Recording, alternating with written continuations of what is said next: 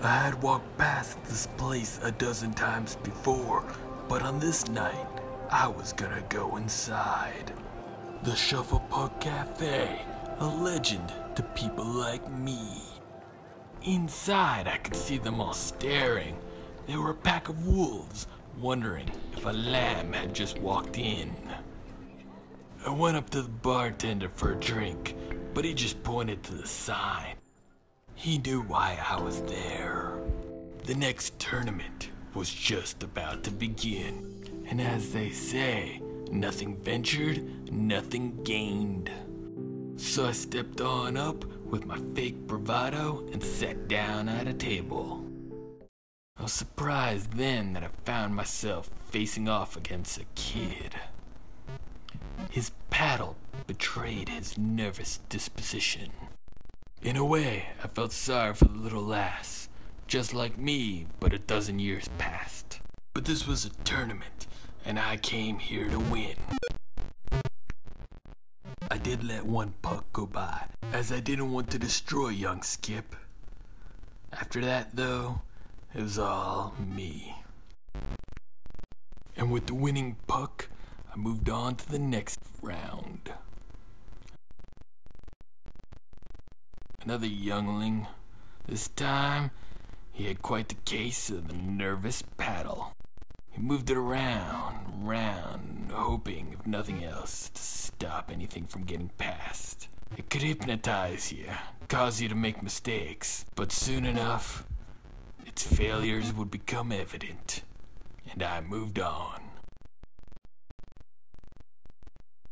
This old dog here liked to throw up peace signs. Seemed like he had been to one too many parties back in the day. In the end, this party was over for him. An easy win. But this next competitor, something about him, something just dug in deep. With that bubbly drink in one hand and those eyes just staring at me. I could just tell, met this kind of person before. Life had come easy to him. A little bit too easy. I didn't want to hear about your recent purchases. I didn't want to hear about your $17 million house. Yeah, I laughed at your story, but that didn't mean I wanted to hear every little thing. I never asked to be your little toy. Throwing your money around. You rich with your fancy suits, fancy ties, always just thinking of me as something you can control. Wait. I'm not here. My mind, I lost it. An old memory, an old situation. I let it get the best of me. I projected it onto this drunk. I was about to lose, thanks to my past. But no, not this time. It's time to move on. Time for the next round.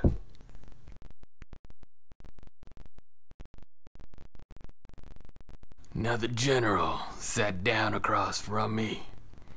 He still had on his old uniform.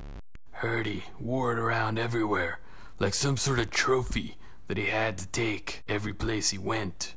A general, though, has advisors, and they probably would have told him about his key weakness. He could never defend the corners. The battle was lost before it even began. I was riding high now, top of my game, and I was nearing the end of the tournament. They called this character Norrell, and all I could think about was how hard he was to read.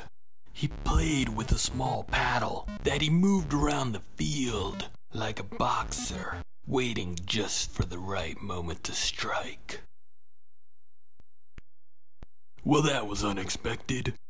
I knew I had to throw all my expectations out the window. I was trying all my moves, but he just seemed to counter everything I tried. This was turning into a knockout fight, and I was on the losing end. His face just taunted me more and more, but there was nothing I could do. The score was showing it all. He was winning, and I was going down in flames. In the end, this was my end. I may be no poet, but I knew my Shufflepuck. I had made it far in the tournament, farther than most would have expected of a street punk like me.